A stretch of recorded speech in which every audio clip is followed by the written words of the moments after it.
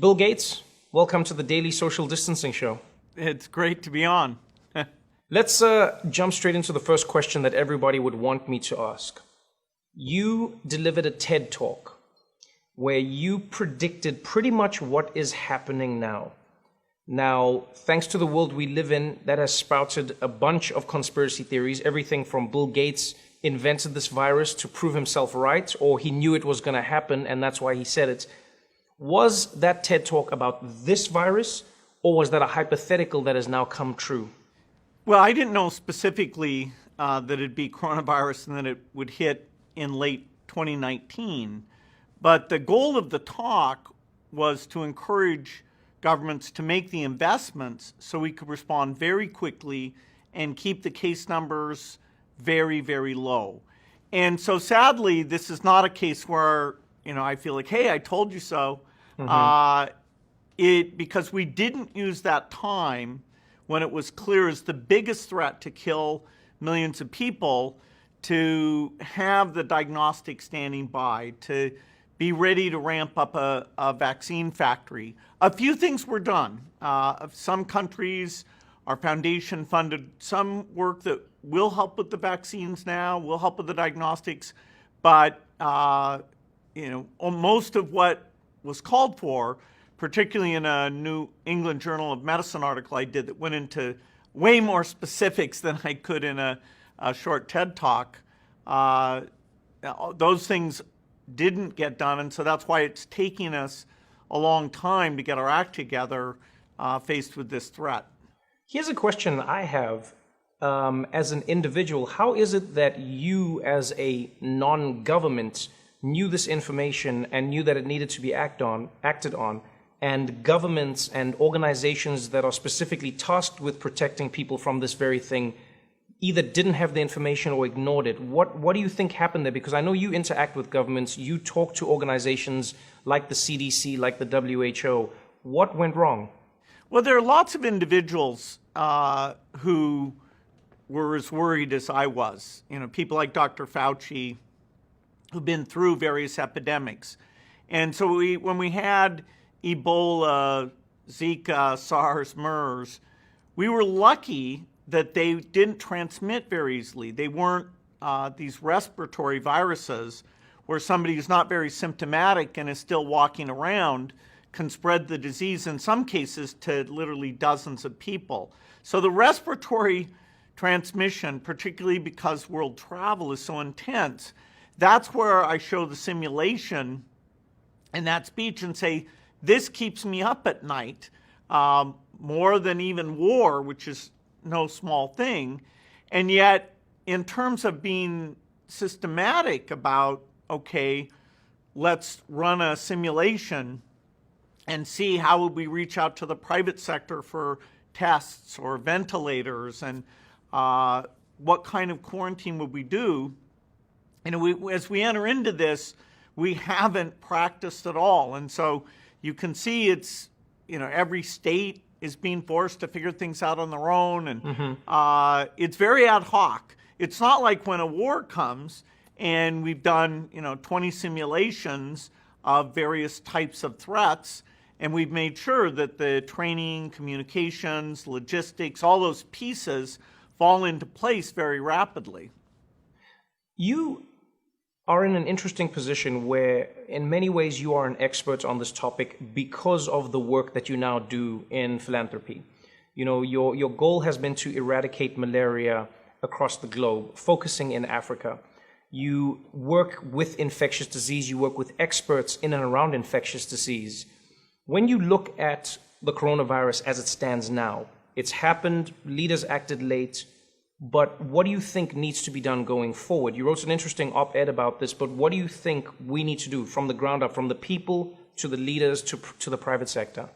Well, the main tools we have right now are the behavioral change, the social distancing, which often means staying at home most of the time, and the testing capacity to identify who in particular needs to get isolated, and then testing their contacts to make sure that we can catch it so early that a lot of people who get sick don't infect anyone else. Now, so our foundation is engaged in projecting what's going to go on, the modeling. And our partner IHME is, telling each state what they should think about in terms of ventilators and capacity. Further on out, the work we're doing now to find a therapeutic, a drug to reduce the disease, to cut the deaths down, we're hopeful that even in 6 months, some of those will have been approved. But the ultimate solution, the only thing that really lets us go back completely to normal and feel good about sitting in a stadium with lots of other people, is to create a vaccine and not just take care of our country, but take that vaccine out to the global population, and so that we have vast immunity, and this thing, no matter what, isn't going to spread in large numbers. You have a unique vantage point in that you have been communicating with various governments around the world in and around their COVID-19 response, what they plan to do and what they haven't done thus far. Which countries do you think we should be looking to for models that work? And can we apply those models to a larger country like the United States? So, many people say Italy and Korea, yes, have their numbers, but they can't necessarily be applied to America. Is that true or not? Or is there a model that does seem to work and should be followed for everybody? Well, countries have differences. South Korea did get a medium-sized infection, but then they used testing, enforced quarantine, contact tracing, and really bent the curve, even though it looked pretty scary there for a while. The epidemic in the United States is more widespread than it ever got in South Korea. So we're like the part of China, Hubei province, where a lot of the cases were in one city, Wuhan. And the US and China are different. The lockdowns that we do won't be as strictly enforced, but they are very, very important. The way we do contact tracing won't be as invasive, and so won't be quite as perfect. But it is very good news that China, although they're maintaining a lot of measures, they are not seeing a rebound. They're not seeing cases coming back, even though they are sending people back to the factories and sending people back to schools. And so thank goodness, if we're seeing a big rebound there, the idea you could keep it under control would, once you have a large number of cases like the US does and many countries in Europe, then it would seem almost impossible. So it can be done. China ended up with 0.01% of their population infected. Our goal is to stay so it's only a few percent, so at least the medical penalty isn't gigantic, even though the economic penalty will be very large. When you look at that balance between the economic penalty and the human penalty, there are some who have argued that the economic penalty will over time equal the human penalty. Now, you are one of the few people in the world where you actually have enough money to tell us about whether or not an economy shifting in this way or another way is going to cause mass deaths. But how do you think we should be looking at this? Because yes, there is an economy and yes, there is human life, but where do you think the truth lies? Well, there isn't a choice where you get to say to people, don't pay attention to this epidemic. Most people, they have older relatives, they're worried about getting sick. The idea of a normal economy is not there as a choice. About 80% of people are going to change their activities. If you get the other 20% to go along with that nationwide, then the disease numbers will flatten, hopefully in the next month, and start to go down, hopefully in the month after that. And then when they've gone down a lot, then in a tasteful way, using prioritized testing, you can start to reopen a lot of things like schools and work. Probably not sports events, because the chance of mass spread there is quite large. Mm-hmm. And so to get back economically, taking the pain extremely now and telling those who wouldn't curb their activities, no, you must go along with the rest of society and not associate in a way that we have exponential increase in these cases, that is the right thing, even though it's extremely painful. It's unheard of. And, there are particular businesses that it's catastrophic for. Mm-hmm. That's the only way you get so you can feel like you can say to the entire population, ideally in the early summer if things go well, yes, now please do resume, and we are, through testing, making sure that it won't spread in some very, very big way. So people will need the confidence that the system is working and smart people are making decisions, and over-optimistic statements actually work against that. What do you think most people are missing right now? Because everyone has an opinion, everyone from my mom to my friends to people online, everyone has an opinion on coronavirus because we have very few centralized sources that people trust.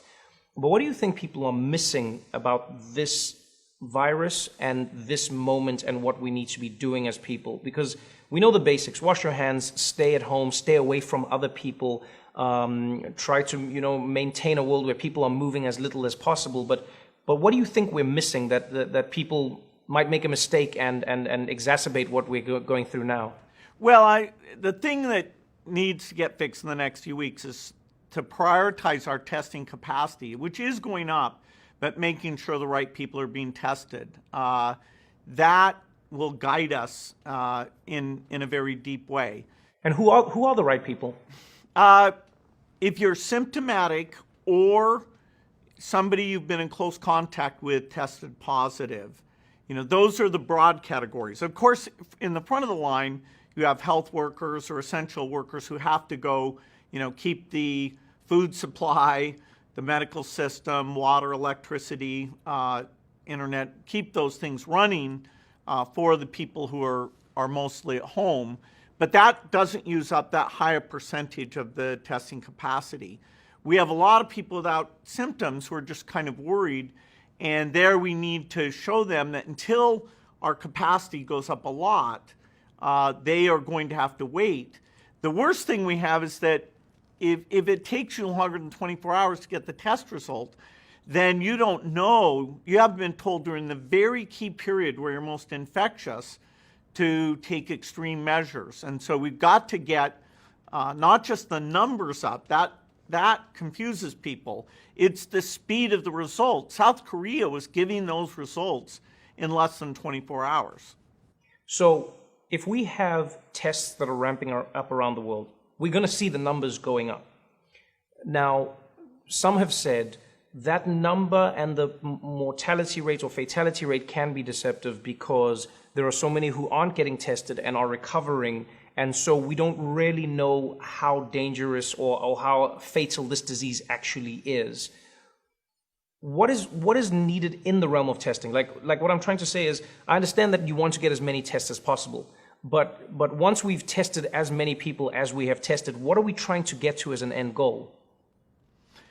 Well, for rich countries that do the right policies, you should be able to plateau and get the cases down with less than a few percent of the population infected.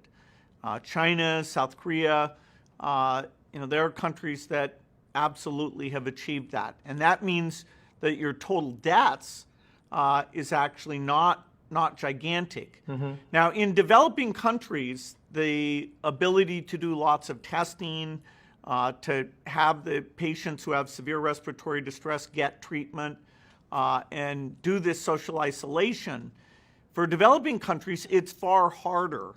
And so, will these measures actually stop it from getting to a large part of the population? Places like India and Nigeria.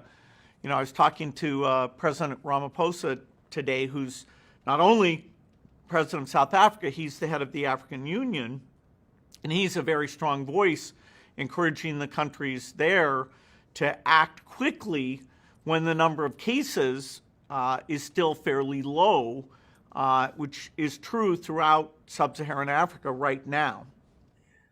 When you look at where we are now, the one thing that we can't deny is everybody has dealt with the coronavirus on a different timeline.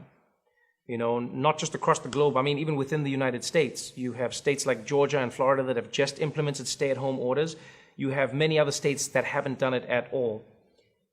Is this going to fundamentally undermine the efforts of other states and other countries that have shut themselves down? Because if the numbers dip in one country and another country hasn't had the same amount of shutdowns or people self-quarantining, for instance, if people from Brazil travel after this, or if people from, whether it's Belarus or Hungary or any other country where a leader hasn't taken it seriously, will that not undermine the effort completely? Is there a point to doing this when everybody isn't doing it? Well, sadly, at some level of wealth, there'll be countries that no matter how hard they try, they will have a widespread epidemic. And so, again, sadly, the richer countries that do contain the epidemic will not allow people from those countries to come in, unless they are quarantined or tested or prove they're immune.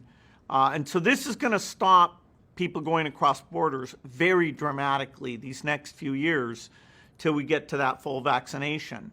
Within the United States is different because we're not going to partition the country. And so therefore, we are all in it together. We can't do what we're going to do with foreign nationals, which is reduce the numbers a lot and have very strict screening there. We're not going to have at every state border, some complex quarantine center. And so the whole country needs, even when you have small numbers, because those can exponentiate to big numbers so quickly, the doubling time is like 3 days when you're still behaving in the pre-epidemic way. So each country, has to get the entire populace, even some who initially resisted, maybe for very good reasons, because the economic effect on them is strong. So this is powerful medicine, but if you take a big dose of it earlier, you don't have to take it for nearly as long.